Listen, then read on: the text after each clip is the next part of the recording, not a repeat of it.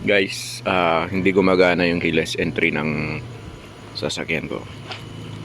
Hindi gumagana. Subukan nating ayusin. So, yan.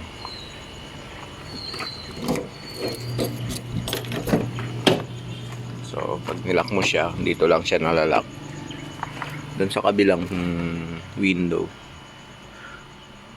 Hindi.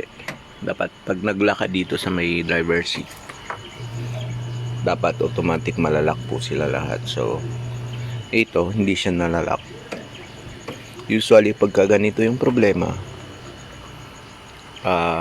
kadalasan ay sumabog yung fuse. So, i-check natin yung fuse nya. Kung i-check mo yung fuse, pupunta ka lang dito. Yan. Buksan mo to. May nakalagay naman dito na fuse. So, yan. So, hilain mo lang to. Yan. So, makikita mo yun, yung mga fuse. Dito sa likod ng kanyang pangsara ay may barang diagram. So, makikita mo dito kung saan nakalagay yung mga fuse. So, ito makikita nyo ay yung sa window. Yan. Yan siya, yung 20 amperes. So, yan yung sa window. So, ibig sabihin, doon nakalagay yung fuse nya. Doon. So, titingnan nyo na lang na ganun.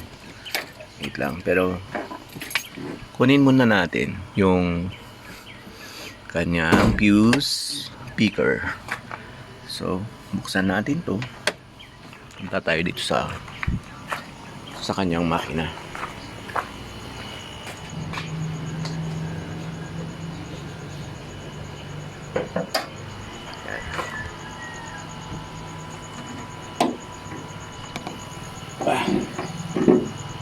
Okay. Pag binuksan nyo to, makikita nyo dito, ito kasi yung pinaka main fuse nya, main fuse box nya. So yan, open nyo lang to. Yan. So, yan. Yung sasakyan ko pala ay Hyundai Ion. So ito po yung sasakyan ko, Hyundai Ion. So, pag binuksan mo yan, may makikita ka rin dito ng mga fuse. Yan.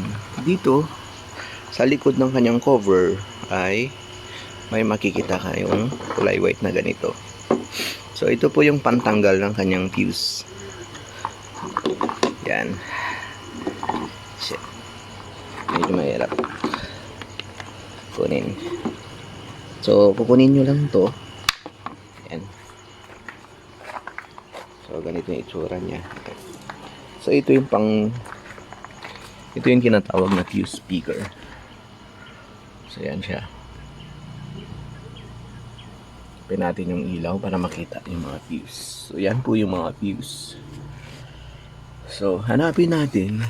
So, nakalagay daw dun, dito. Nakalagay dito na siya ay yung 20 amperes. So, yun.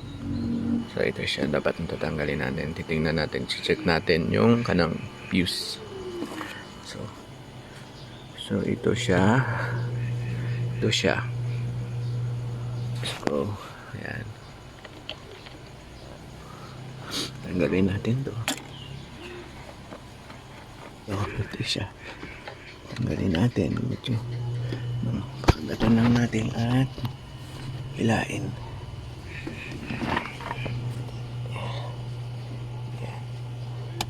So, yan na siya.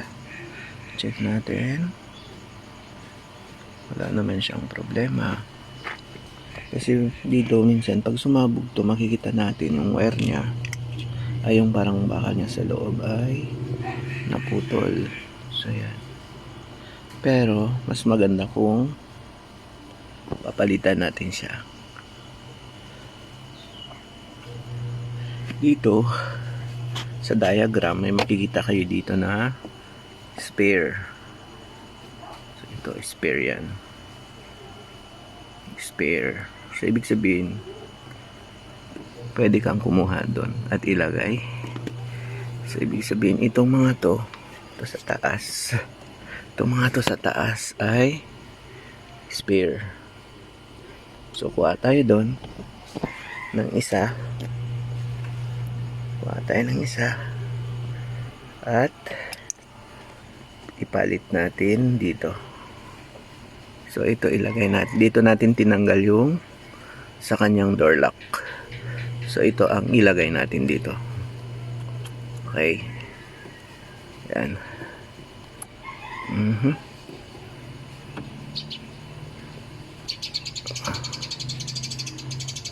Yan. Ito. Patsakto yan. Yan. Okay.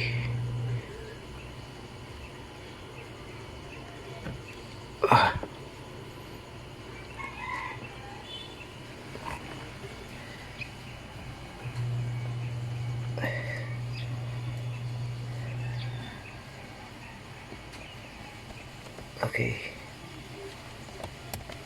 Okay. Tulak na lang. Yan. So, napalitan ko na rin yung kanyang fuse. So, yun guys. Nalagay ko na yung fuse ng maayos. Try natin. So, okay na. Magana na siya. Pag pinindot ko dito, magana na rin siya to.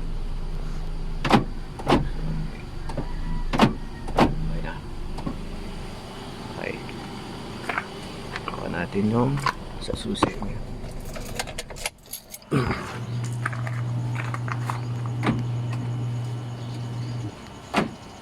Okay na.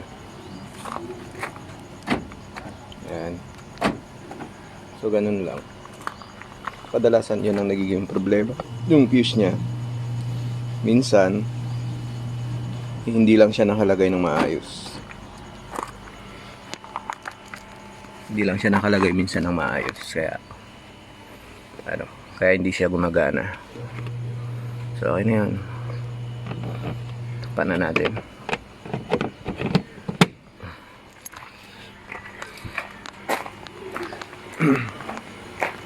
Balik na natin to dito. Yan. Ito yung pinaka main fuse niya eh. So dito nakalagay. Dito sa main fuse niya may mga diagram din dito. So, pero mga ganong problema kadalasan dun lang sa driver side na fuse box.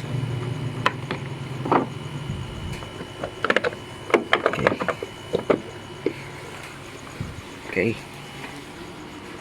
So yan. Ayan, gumagana na siya.